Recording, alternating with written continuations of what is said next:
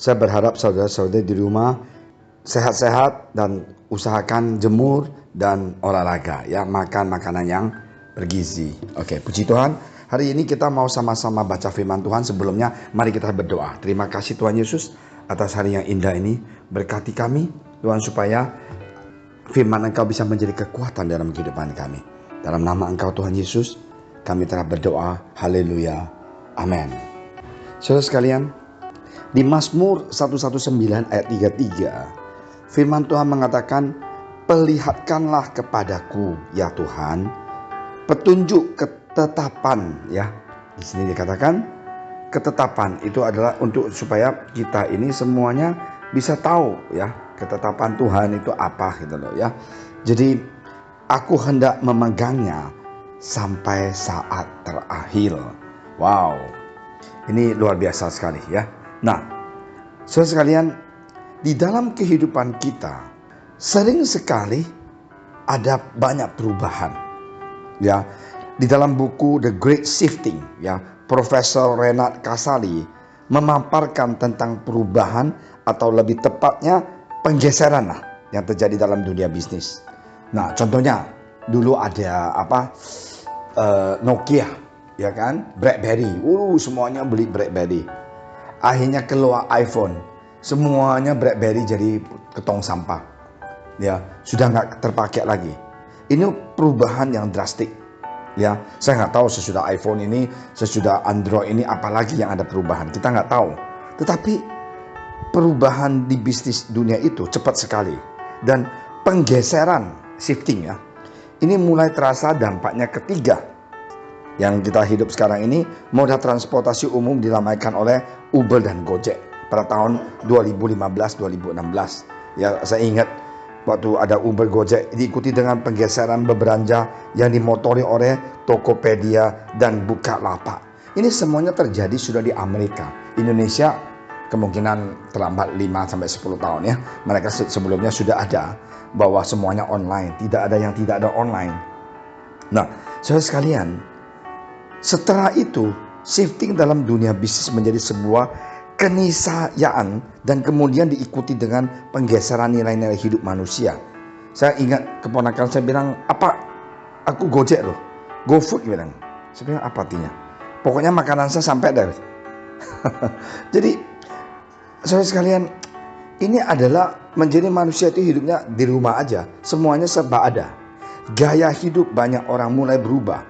Internet, perkembangan teknologi, komunikasi, serta media sosial ikut mempercepat pergeseran nilai-nilai hidup, bahkan menyeret perilaku manusia kepada gaya hidup yang tidak pernah dibayangkan sebelumnya. Never and ever kita bisa berpikir bahwa zaman sekarang ini begitu berbeda. Ya, kita tidak pernah mikir, klik aja langsung semuanya bisa lihat kita di mana dan segalanya. Gaya hidup hedon, gaya berpakaian, cara kaum muda berpacaran atau perilaku dengan lawan jenis, bahkan menyatakan status sebagai transgender, nggak ada cewek nggak ada cowok, ataupun mendeklarasikan kesetaraan untuk orang-orang dengan orientasi seksual tertentu kini menjadi hal-hal yang biasa dan dikagumkan di mana-mana dengan semangat kebebasan dan kesetaraan hak. Ya, beberapa minggu yang lalu saya lihat bahwa di Taiwan, papa mamanya lihat anaknya married, homoseksual, lesbian. Papa mamanya dan keluarga adik-adiknya atau kakaknya hadir dalam pernikahan kakaknya yang laki-laki sama laki-laki, perempuan sama perempuan. Saya sedih banget gitu loh, karena aku pernah sekolah kuliah di Taiwan.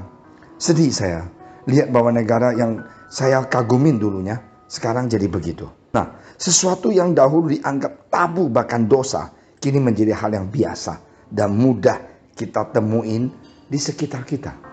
Sekarang Taiwan is the first Asian country mengizinkan homoseksual punya pernikahan resmi, terdaftar di Departemen Agama ataupun dia bilang Departemen Catatan Sipil. Kenapa? Karena mereka kalau sudah married jadi suami istri, so called, mereka boleh cicil rumah.